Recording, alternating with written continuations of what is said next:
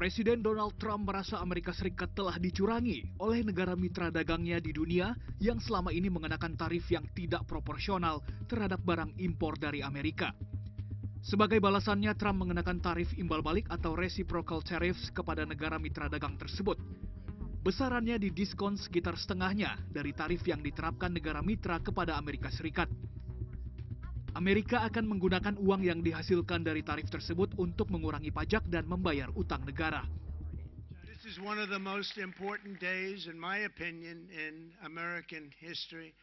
It's our declaration of economic independence. Reciprocal tariffs on countries throughout the world. Reciprocal, that means they do it to us and we do it to them. Dalam papan besar berjudul Reciprocal Tariffs yang dirilis 2 April kemarin, Indonesia muncul pada daftar tarif tersebut di antara 160 negara lainnya. Indonesia disebut telah menerapkan tarif sebesar 64% untuk barang-barang dari Amerika Serikat.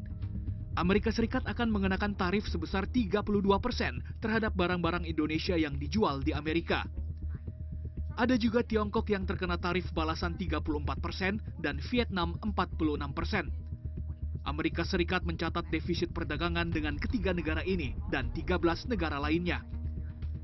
Tahun 2024 neraca perdagangan Amerika dengan Indonesia tercatat defisit sekitar 18 miliar dolar Amerika.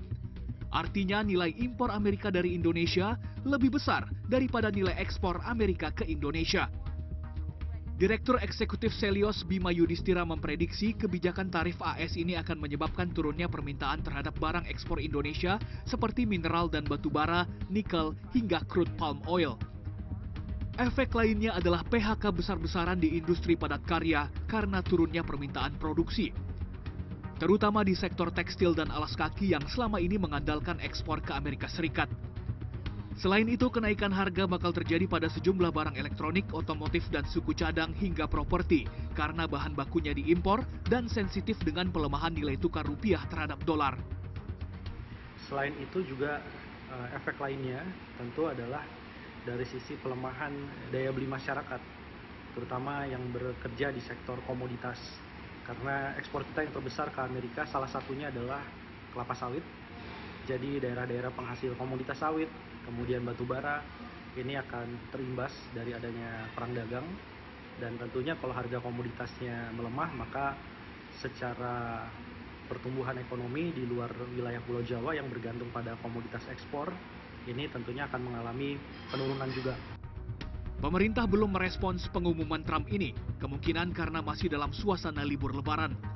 Namun kebijakan Trump ini berpotensi melemahkan mata uang rupiah yang terus mendekati Rp17.000 per dolar Amerika, serta berpotensi mengoreksi IHSG jika bursa saham dibuka kembali pada 8 April mendatang. Tim Liputan CNN Indonesia.